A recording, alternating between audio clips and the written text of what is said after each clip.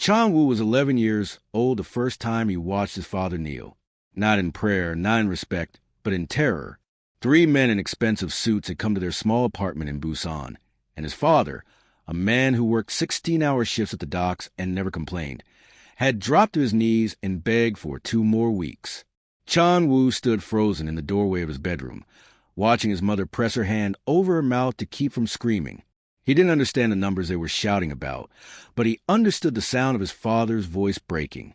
He understood the way grown men could make other grown men disappear into themselves. After they left, his father sat at the kitchen table for 3 hours without moving. His mother cried quietly while cooking rice they could barely afford. And Chan-woo made a promise to himself that he would never kneel for anyone. By 16, he was running messages for the Gwangju crew. By 19, he had learned that loyalty in their world wasn't about honor. It was about fear wrapped in tradition, about knowing when to speak and when silence kept you breathing. He watched men die for asking the wrong questions. He watched others rise by anticipating needs before they were spoken. Chan-woo wasn't naturally violent. He was naturally observant. He studied the hierarchy like other boys study for university exams. He learned that power didn't belong to the loudest or the cruelest. It belonged to the most disciplined, the most controlled, the one who never let emotion cloud strategy. At 23, when his boss was killed in a territorial dispute, Chan-woo didn't scramble for position like the others. He simply stepped forward and started giving orders. Half the room expected to die for following him, but he had spent 7 years watching, learning, preparing. He knew exactly who owed what, who wanted what, and who could be trusted with nothing. They called him cold, calculating, untouchable. What they didn't know was that every decision was made by the boy who once watched his father beg, terrified that one moment of weakness could send him right back to that kitchen table, powerless and broken. So Chan-woo chose power, and power chose loneliness. The blackout lasted 12 minutes. In that time, Chan-woo learned that Jessica Moore had moved to Seoul 8 months ago for a teaching contract that fell through, that her daughter's name was Maya, that she missed her mother's cooking but not her mother's advice about men, and that she believed people were capable of change even when they'd spent years proving otherwise. That's naive, he said. Maybe. She leaned back against the sofa, fatigue settling into her shoulders. But I've seen people surprise themselves. I've surprised myself. How? I left a man I thought I loved because I realized he loved the idea of me more than the actual me. That took more strength than I knew I had. She looked at him directly. Sometimes we don't know what we're capable of until we have to choose. Chan-woo said nothing. He wasn't used to people speaking to him like this. Without agenda, without fear, without wanting something in return. Jessica wasn't performing. She was simply talking, the way exhausted people talked when they'd run out of energy for anything but truth. What do you do? She asked. Import-export. That's vague. It's accurate. She smiled slightly. Okay, man of mystery. The lights flickered back on. The moment should have ended there. Chan-woo should have walked out, returned to his world of violence and control and calculated moves. But something in him resisted. You should go home to your daughter, he said instead. I will. My neighbor's with her. Jessica stood, gathering her bag. Thank you for keeping me company. Most people would have just left. Most people don't interest me. She paused at the door, studying him with those tired, perceptive eyes. You're lonely, she said quietly. Not an accusation, an observation. I recognize it because I know what it looks like. Before he could respond, she left. Chan-woo stood alone in the bright room, soul glowing outside his windows, and realized something terrifying. He wanted to see her again, not to possess her, not to conquer her, but to sit in another dark room and hear her speak honestly about life while his carefully constructed world stood still. That desire felt more dangerous than any enemy he'd ever faced. The first 6 months felt like living inside a dream Jessica didn't want to wake from. Chan would arrive at her apartment after midnight, still wearing expensive suits that smelled faintly of cigarette smoke and danger, and he would hold her like she was the only solid thing in his world. He asked about her daughter's school day. He fixed the loose cabinet hinge in her kitchen without being asked. He listened when she talked about the weight of raising a black girl in a world that would judge her before knowing her. But Soul was changing him, or maybe it was just revealing who he'd always been. By the 8th month, the late-night visits grew shorter. His phone rang constantly, even in her bed, and he would step onto her small balcony to speak in rapid Korean she couldn't understand. His answers became clipped. His silences grew longer. When she reached for his hand during their walks through quieter neighborhoods where no one knew his face, he would glance around first before taking it. "Why does it matter who sees us?" she asked one night. "It doesn't," he said, but his jaw was tight. His mother came to the city in the 10th month. Chan-woo didn't tell Jessica about the visit until after, and even then, only because she asked why he seemed so distant. She wouldn't understand, he said simply, and Jessica felt something crack inside her chest that she couldn't name yet. His lieutenants never acknowledged her existence. Once, when she surprised Chan-woo at one of his legitimate business offices, the receptionist looked at her with barely concealed confusion, then made a phone call in Korean. Chan-woo appeared within minutes, his smile tight, his hand on her elbow, guiding her back toward the elevator. "This isn't a good place for you," he said quietly. "Why?" "Because I don't belong in your world. Because my world is dangerous, Jessica. That's not about you." But it felt like it was about her. It felt like he was building walls she couldn't see, brick by brick, until she was standing on the outside looking in at a man she barely recognized anymore. The conference room fell silent when Chan-woo walked in. 12 men sat around the table, his inner circle, the ones who had built this empire with him. At the head sat his uncle, Kim De-young, the man who had raised him after his father's assassination. Jessica stood by the window, flanked by 2 guards. Her wrists weren't bound, but she wasn't free either. She looked at him with something between hope and resignation, like she'd already accepted what was coming. "Chan-woo," his uncle said quietly, "we've been patient. But this woman has become a liability we can no longer afford." Chan-woo's face revealed nothing. He had perfected this mask over 15 years. "I understand." Jessica flinched. It was barely visible, but he saw it. "The Huang syndicate knows about her." De-young continued. "They've already approached her neighbor, her daughter's school. They're waiting for you to show weakness. One more public appearance with her, and they'll move." "I'm aware of the surveillance," Chan-woo replied. "Then you know what needs to happen." His uncle leaned forward. "Send her away. Compensation, new identity, protection for her and the child. But she disappears from your life completely. Or the entire organization fractures." Chan-woo finished. "Rivals see vulnerability. Allies question my judgment. Everything we've built collapses." Jessica's voice was steady when she spoke. "You don't have to explain it to me like I'm stupid, Chan-woo. I understand what I am to your world." She looked directly at him. "I just needed to know if I was ever anything more than that to you." The room waited.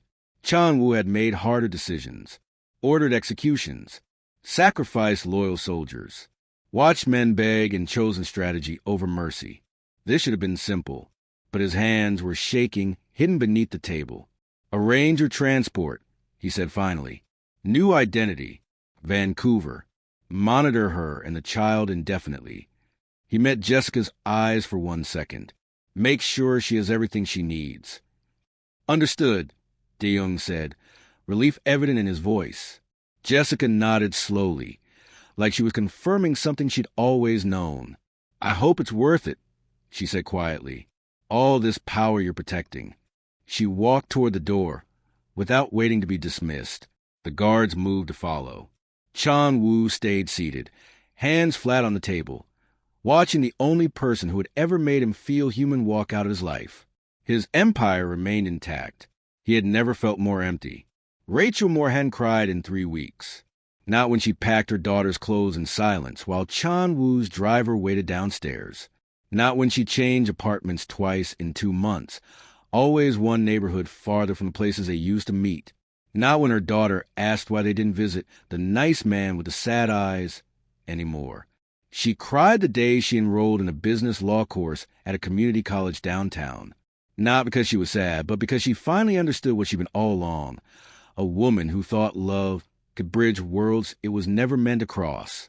The professor was a former corporate lawyer who'd left the firm to teach. She spoke about power structures like they were architecture. Money doesn't just talk, she said during the first lecture. It builds rooms most people will never enter, and it locks doors behind itself. Rachel took notes until her hand cramped. She stopped checking her phone for messages that would never come. She stopped driving past his building on her way home from work. She stopped lying awake, wondering if he ever thought about her, because the answer didn't matter anymore. What mattered was understanding how men like Chan-woo operated. Not to destroy them, but to never be destroyed by them again. Her daughter started asking different questions.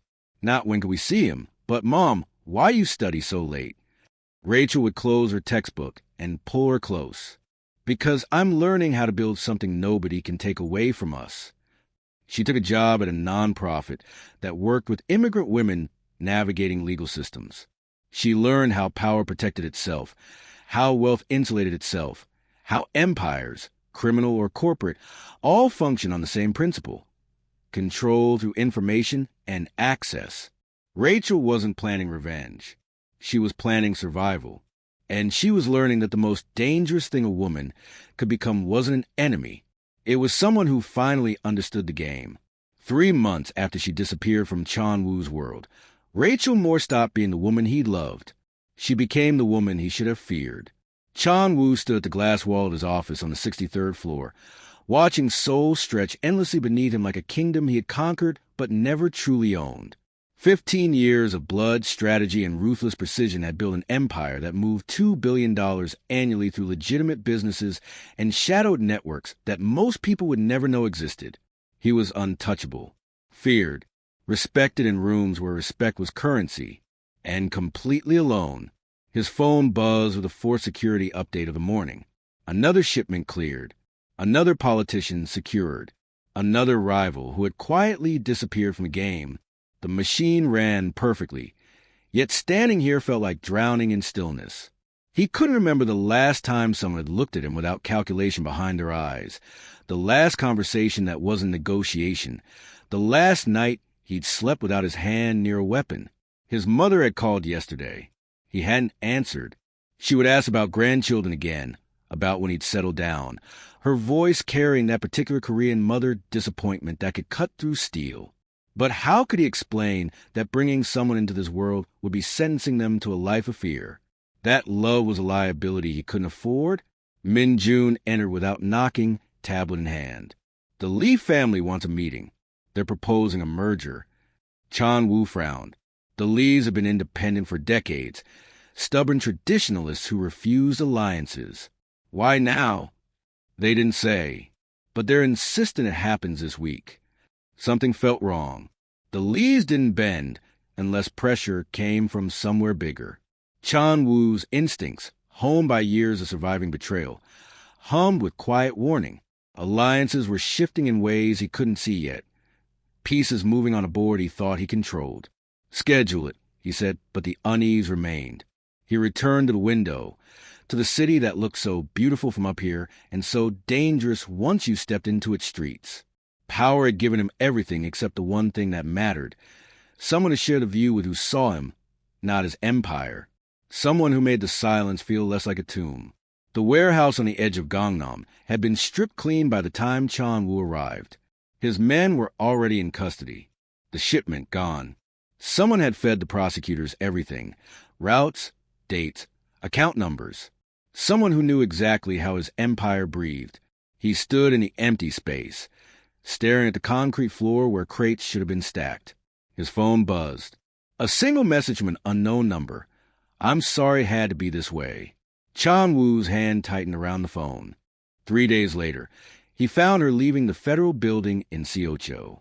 She wore a dark blazer and carried a leather folder, walking with purpose toward a waiting car. She saw him standing across the street and stopped. For a long moment, neither of them moved. Jessica crossed the street slowly. No fear in her eyes, just exhaustion. How long? His voice was quiet, almost gentle. 6 months. She didn't look away. They approached me after we started seeing each other. Said they could protect my daughter if I cooperated. Said you were dangerous. I am dangerous. I know. Her voice cracked slightly. But not to me. Not to her. I realized that too late.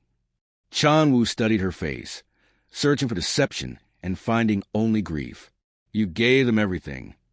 Not everything. I left out the offshore accounts in Singapore, the property records under your mother's name. Jessica's eyes filled, but no tears fell. I gave them enough to satisfy their case, not enough to destroy you completely. He wanted to be angry. He should have been. But standing there watching her try to hold herself together, all he felt was the same emptiness he'd carried for 5 years. Only deeper now, because he'd briefly known what it felt like to be without it. They promised they'd leave you alone after this, she whispered. I made them promise. Chan-woo almost laughed. Almost. You still don't understand my world, do you? No, Jessica admitted. But I understood you, and that's why I couldn't let them take everything. The board meeting lasted 11 minutes. Chan-woo sat at the head of the table he'd commanded for 8 years and watched men who once feared him vote unanimously to remove him from leadership. His own cousin delivered the motion. The family elders didn't even attend. That's how little he mattered now. You become a liability, his uncle said from the screen. Distracted. Weak. The organization cannot afford sentiment. Chan-woo wanted to argue, but the evidence was already spread across the table. 3 missed shipments. 2 failed negotiations. A territory lost to a rival gang because he'd been at Jessica's apartment helping her daughter with homework instead of handling business. He'd chosen a Tuesday night reading session over a Thursday arms deal. He'd chosen her smile over his empire, piece by piece, without even realizing he was making the choice. Jessica didn't answer his calls anymore. He'd tried 47 times in 3 days. Her neighbor said she'd moved. No forwarding address, no goodbye. His men reported she'd taken her daughter and disappeared completely. The way people do when they're running from someone dangerous. The way people run from him. Chan-woo stood in his penthouse that night. The same view of Seoul that once represented everything he'd built. The city looked the same. He was the one who'd changed. For 5 years he'd ruled untouchable, believing power was the only thing that mattered. Then Jessica Moore sat beside him and showed him what it felt like to be human, to laugh, to care about someone else's dreams more than his own control. He'd give her everything except the one thing she actually asked for, to leave the life that made her unsafe. She'd begged him twice. Once quietly, once desperately. Both times he'd promised he would handle it, that he could protect her while keeping his empire. He'd been wrong. You couldn't serve 2 masters. She'd understood that before he did. Now his phone stayed silent. His empire was gone, and the only woman who ever made him feel satisfied had vanished into a life where he couldn't follow. Chan-woo finally understood. Love wasn't his weakness. Believing he could control it was. The penthouse was emptier than Jessica had imagined it would be. Not physically. Chan-woo's belongings were still here, the furniture untouched, the skyline view still breathtaking. But the space felt hollow now, like a stage after final performance, when everyone realizes the story is over. She stood by the window where they'd first talked, her reflection faint against Seoul's lights. Her daughter was safe. Chan-woo had made sure of that before everything fell apart. The threats were gone, his enemies either dead or scattered. His empire dismantled piece by piece in the aftermath of his final stand. He'd won the war and lost everything that mattered. Jessica hadn't seen him in 43 days. She'd heard rumors that he'd walked away, that he'd chosen the throne over the woman, that he was rebuilding in the shadows. None of it felt true. None of it felt like the man who'd sat across from her in the dark and admitted he was tired of being untouchable. Across the city, in a hotel room with no view and no security detail, Chan-woo sat on the edge of a bed that wasn't his. His phone had been silent for weeks. No lieutenants checking in. No threats to assess. No empire to protect. Just silence. He'd told himself he was saving her. That walking away was a merciful choice. That a man like him couldn't offer a woman like her anything but danger. But late at night, when the justifications faded, he knew the truth. He hadn't lost everything when his organization crumbled. He'd lost at the moment he convinced himself that power mattered more than the one person who made him feel human. Jessica had offered him something no empire ever could, a chance to stop running from himself. And he'd chosen the crown over the connection. Now he had neither, and the quiet was unbearable. Some men destroy themselves chasing what they never had. Chan-woo destroyed himself protecting what he refused to keep. What do you think Jessica should do? Move on or fight for him one last time? Drop your thoughts in the comments below. Don't forget to like, subscribe, and hit that notification.